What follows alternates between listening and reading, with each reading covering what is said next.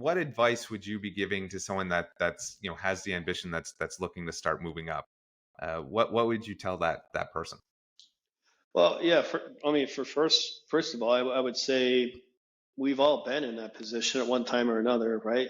Whatever career you find yourself in, whether it's in security management or another career, you've got to start somewhere. But if you're looking at management level, or you're looking at moving into another role, or maybe you've done like some type of work and you've decided that that's not really for me. I've done it for a couple of years. Maybe I want to do something else that's kind of in the same career field, but a completely different vertical. I would just say keep your options open.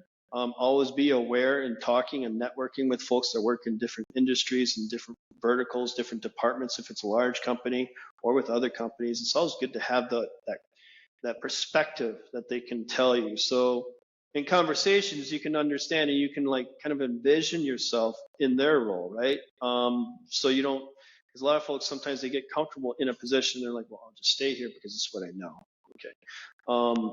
That's a common problem sometimes, but be aggressive, but cautiously aggressive. I think has its own is useful reminder. I think so. Yeah, don't be afraid to ask questions too. I've asked plenty of dumb questions. I still ask lots of dumb questions.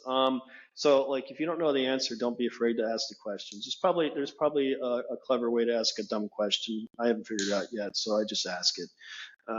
But that's a useful skill.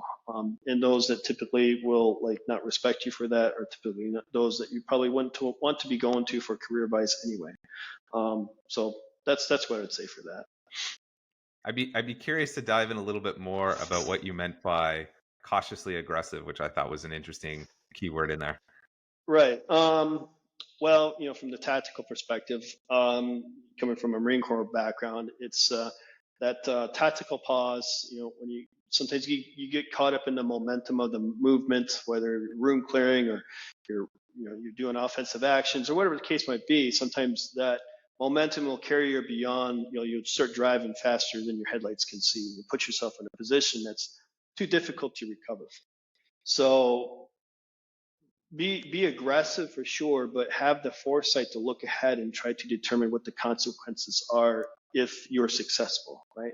So just factor that into the whole process, and typically you'll see far enough ahead so you can envision what those scenarios as you put yourself in, and how you can respond to them.